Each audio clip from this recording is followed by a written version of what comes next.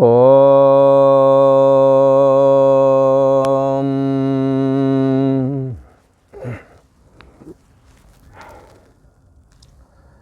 श्री योग वासिष्ठ के उपसम प्रकरण में श्री वशिष्ठ जी महाराज बोले, हे राम जी, जो मूर्ख है वह सदा आपदा का पात्र है। मूर्ख कौन है? जो विषय लोलुपता में फंसा हुआ है, जो परमात्म सत्ता जो आत्मा है उसके जानने का तो प्रयास करता नहीं और संसार से ही सदा सुखी रहना चाहता है। संसार में सुर नर मुन सबकी यह रीति, स्वार्थ पाए करें सब प्रीति। चाहे देवता हो, सुर नर, चाहे मनुष्य हो, चाहे मुनि सन्यासी हो, में सबके यह रीति, सबकी यही रीति है। क्या? स्वार्थ पाए करें सब प्रीति। पर इनकी शिकायत क्या है? इनकी शिकायत को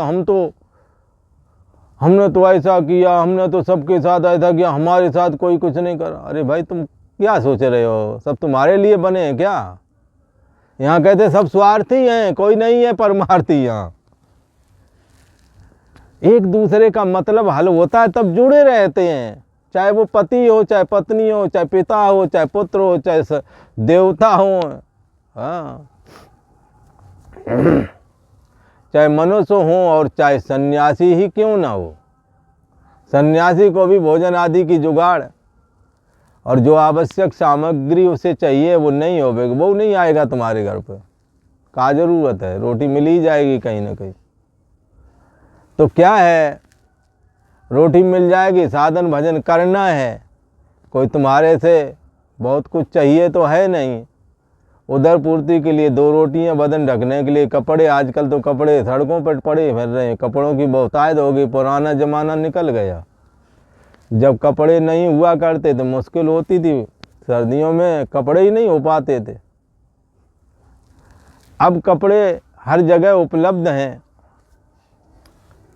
तो क्या है, ये सारी दुनिया एक दूसरे के ऊपर निर्भर है, एक दूसरे से स्वार्थ, एक दूसरे के प्रति स्वार्थ से प्रेरित हो करके ही समस्त कर्मों को सभी लोग करते हैं।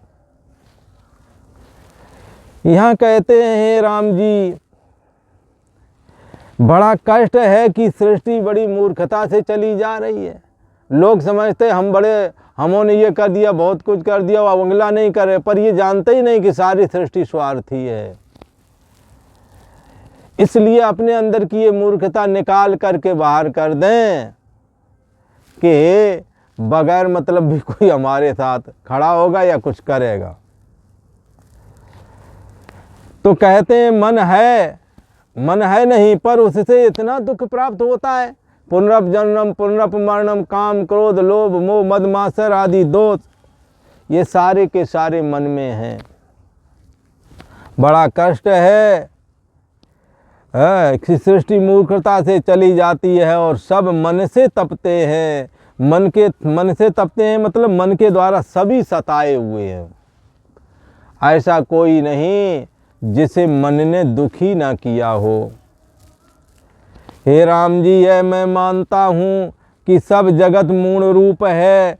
परमात्मा के चिंतन से रहित होने की वजह से तथा दृश्य जगत की ओर आसक्ति होने से यह जगत मूल रूप है, ऐसा कहा है। और तृष्णा रूपी शस्त्र से ये कण कण करके कट गया है। ऐसा कोई हृदय, कोई मनुष्य, कोई लाव जिसके हृदय में तृष्णा ना हो। तृष्णा सांपिन के ही नहीं जा रहा। ऐसा कौन सा है जिसने तृष्णा ने नहीं जलाया। प्रभुता पाए काय मद नाई, तृष्णा सांपिन के ही नहीं जा रहा। कुआ से जाए न व्यापी माया। कौन ऐसा है जिसको ये माया परेशान ना करती हो। तो यहाँ कहते हैं कि ये मैं मानता हूँ कि सब जगत है, दृश्य जगत की ओर दौड़ने की वजह से जहाँ की सुख नहीं मिलना है वहीं दौड़ रहे हैं बाहर जगत की ओर, इसलिए यह जगत मूढ़ रूप है। और बाह्य जगत में दौड़ने की वजह से ही तृष्णा इसके हृदय में आ बैठती है। इससे कण कण के द्वारा कट चुका है ये हृदय, वासनाएं, कामनाएं, हाँ, कण कण हो गया। पैलव रूप है जो कमल से विदारण हुआ है।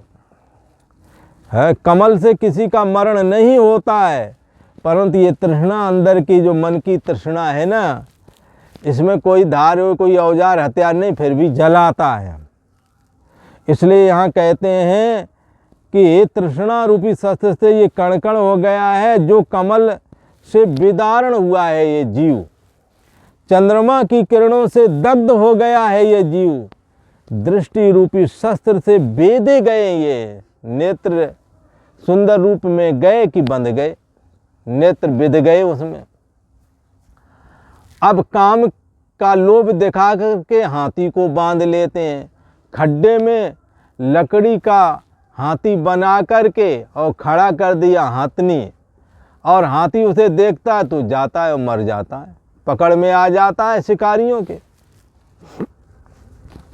ऐसे ही यहाँ कहते हैं कि चंद्रमा की किरणों से दग्ध हो गए हैं, दृष्टि रूपी शस्त्र के द्वारा बेधे गए हैं, संकल्प भी मन से सब मृतक हुए हैं। मन ने सबको मारा है।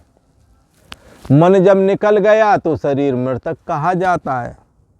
वास्तव में कुछ नहीं, मिथ्या कल्पना से नीच कृपण करके लोगों को हनन किया है। वास्तव में है तो कुछ नहीं, मिथ्या कल्पना करके। बोले किसी ने कहा ये मिथ्या कल्पना क्या किया है इसने, तो इस पर कहते हैं कि मिथ्या कल्पना तो सारी है। ये घरबार है, ये परिवार है, ये खजाना, झूठी दुनिया को ही सत्य जाना। सारी दुनिया को ही सत्य, वो झूठी दुनिया को ही सत्य करके जान रहे हैं। वास्तव में कुछ मिथ्या कल्पना से नीच कृपण करके, जिनके विचार निम्न हैं, जिनकी सोच घटिया है, मल विक्षेप जिनों के अंदर भरा पड़ा है, ऐसे लोग कहते हैं नीच कृपण हैं, जो कि आत्मा रूपी धन को तो खर्च करते नहीं, शरीर और इंद्रियों के विषय, मन के विषयों को चाहते हैं। वास्तव में कुछ नहीं, मिथ्या कल्पना से नीच कृपण कर दिया है इस मन ने, लोगों को नीच कृपण करके हनन किया है, मार दिया है इस मन ने। इससे वे मूर्ख हैं, हाँ, जो विषय लोलुपता की ओर बढ़े चले जा रहे हैं, आत्मचिंतन नहीं करते, जिन्हों के अंदर वैराग्य नहीं है। श्री वशिष्ठ जी महाराज कहते हैं वो लोग मूर्ख हैं, और ऐसे मूर्ख हमारे उपदेश के योग्य नहीं, जो माता पिता बड़े बुजुर्गों की सेवा ना करें, परमात्मा की चर्चा ना सुने, निंदा चुगली की बात आ जाए तो रात रात भर जागे रहें। हाँ, जो माने मात पिता नहीं देवा, साधुन सन करवावें सेवा, ये सब कैसे हैं, नीच कृपण हैं। जो अंतर्यामी आत्मा रूप धन मन अंदर विद्यमान है, उसे देखना नहीं चाहते। हाँ, सबकी गठरी लाल है, कोई नहीं कंगाल, गांठ खोल देखत नहीं, याविद भय बेहाल, हाल बेहाल हो गया है इनका। ऐसे लोग जो विषय लोलुपता में ही फंसे हुए हैं और अपने लिए ही केवल भोजन पचाते हैं, किसी को दूसरे को नहीं देना चाहते, अपने लिए ही पकाते हैं बस। ऐसे मूर्ख हमारे उपदेश के योग्य नहीं। इस्तेने वो चोर हैं जो दूसरों को दिए बगैर खाते हैं।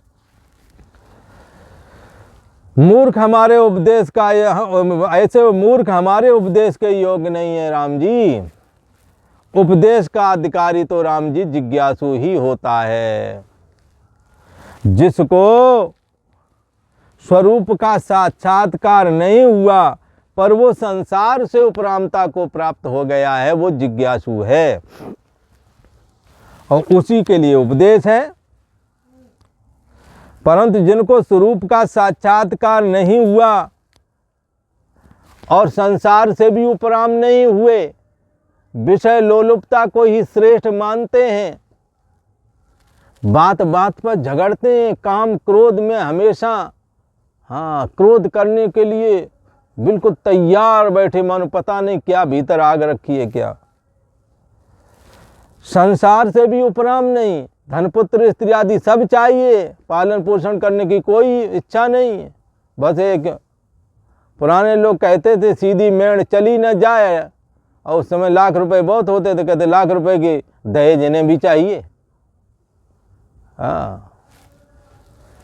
तो कहते हैं कि ये उपरामता को नहीं प्राप्त होते, ऐसे लोग श्री वशिष्ठ जी की महाराज की नज़र में मूर्ख हैं, जो सतमार्ग में नहीं चलते, मूर्ख हैं। जो दूसरों को तंग करते हैं वो अपने पांव आप ही कुल्हाड़ी मारते हैं, क्योंकि कोई नहीं काऊ कर सुख दुख कर दाता, निजकृत कर्म भोग सब भ्राता। आज तुम दूसरों को तंग कर रहे हो, अपने अभिमान के चलते, अपने मनमानी के चलते, आपके धन का धन मद मत परम बाचाला, उग्र बुद्धि और दम्भ विशाला। धन हो, बुद्धि थोड़ी चल रही है, फिर कौन किसी को बात करने देता है। बस वशिष्ठ जी महाराज कहते हैं वो लोग अपने आप ही अपना पाँव कुल्हाड़ी मारते हैं, इसलिए मूर्ख कहने योग्य हैं।